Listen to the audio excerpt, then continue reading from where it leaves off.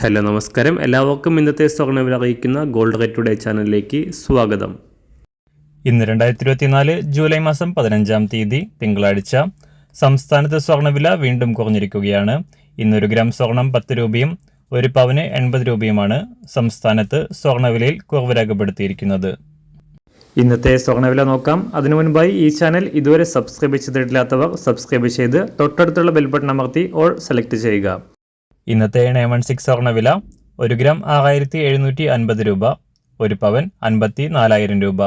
24 carrot സ്വർണ്ണവില 1 gram 7363 രൂപ, 1 പവൻ 58,909 രൂപ.